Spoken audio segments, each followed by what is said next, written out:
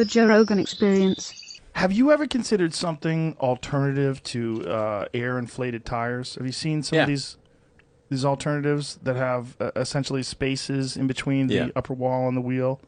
Have you thought about that? Yeah, we haven't found a tire that because you got to worry about road noise. You got to take out potholes and bumps. You got to have like good grip, but you also want to have low rolling resistance so that you get good range. Those are a lot of things to try to put into one tire. Then if you also say and it can't have air, it's like this is hard. But I'm talking to a guy who's putting people on Mars. You can't figure out an airless tire? It's just it's an incremental constraint. I'm not saying there won't be such a thing. I think there will be, to be precise. Because it seems like we've just gotten way too comfortable with this idea that tires blow out and you get flats. It's very annoying. Flats are annoying. Yeah, very annoying. Yeah.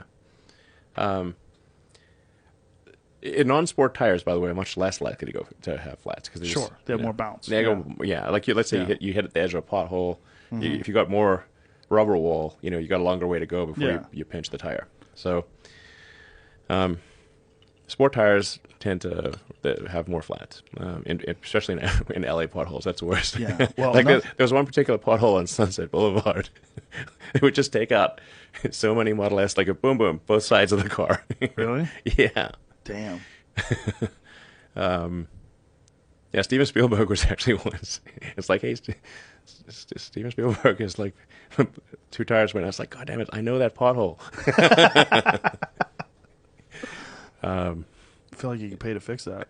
I mean, fix that pothole. It seems like that's actually, it would be like, man, there sure are a lot of taxes in California for roads this bad. Yeah. The place is a mess. Yeah. So ultimately, one day that's a possibility of having some sort of an airless tire. Because I've seen prototypes. I've never seen one on an actual car in physical, in real life. Yeah, I think the technology's gradually getting there. And I think for something like a robo-taxi where you want to have the tires last for a long time and not go flat, that's going to make a lot of sense. Yeah. But other than that, essentially most of what we saw in the demo is the same. It's still going to have... Now, there was the issue with the glass when it accidentally shattered. How annoying was that? That was shocking. I mean, we literally spent hours beforehand with like lots of people throwing steel balls at the window. Right. I mean, we must have thrown at least a dozen people must have thrown steel balls at the same window, though. Yeah, same damn window. Isn't that the problem? Yeah, it turns out that might be the problem. If you keep throwing steel balls, eventually it's going to break. and I did ask Franz to really wind up and give it all. And I should have like, oh, take it easly. Yeah. Give me a you don't fake need to wind up. Yeah, we don't need the fast ball. But I did ask for the fast ball, and like, okay, let's go for the slightly slower ball. Do you think it was because you guys were hitting the sidewall with a sledgehammer? Yeah, first? that could be. Like we're trying to figure out how the hell this thing break because, I mean, we were just bouncing steel balls off it all day. Right. And we think possibly what might have happened there was that hitting it with a sledgehammer might have cracked the base of it, and once you crack the base of it, it loses all its strength. Right. And then it would just have a hairline fracture, and then you hit it anywhere, it's going to shatter. Did you recreate that?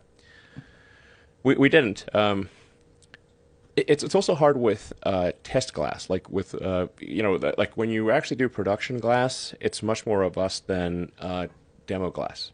Because production glass, like demo glass, you just can't make. You have to have like massive tools and ovens and everything to make the production glass. It's like, and if you don't, that takes a while to do. So the production glass is always better than demo glass. Nonetheless, it should have worked. And it was probably because we whacked it with a sledgehammer and then threw the steel ball at it. But it will be bulletproof to a handgun. Now, why did you decide to do all that? Make it bulletproof and make it like you could hit it with a sledgehammer? Like, what was the motivation to make it different than just like a Model S? I mean, I think, it's like, what's cool about a truck? Trucks are tough. And like, okay, what's tougher than a truck? A tank. What about a tank from the future? Okay, now you have a tank from the future. Okay. Yeah, that's bulletproof. Yeah. And how's that compared to it's way tougher than a regular truck. Look, it's fucking cool. Yeah. There's no doubt. That's an armored having personnel something that's character from the bulletproof. future. That shit's being like a Halo with a rocket launcher in the back. Have you thought about doing something like that? Somebody's gonna do it for sure. For military use? Yeah, seems like it. I mean, I don't know. That sounds like it'd be fun. I mean, you should like, cruising around the field and like lobbing, shooting rockets. Now, is there ever a possibility that these things are going to be solar powered? Is that someday? Is the solar technology going to get to a point where it's kind of a surface area issue? So, I mean, I think we could possibly put the cover of the truck bed, put some solar cells in that. So if you just leave it out in the sun, probably recharges a few miles a day type of thing. Oh, it would only be a few miles. Yeah. But what about one day? Is it possible that technology could evolve to the point where they could extract more? No, really? No, it's so there's about 1 kilowatt per square meter of solar energy, and then you're going to get probably 25% efficiency. So you get 200 watts per square meter, and then that's assuming that you're normal to the sun. So like you're at right angles, basically, like are you facing the sun or not? So when you add all those things up, you say how many square meters can you really get, and then how many watt hours per mile.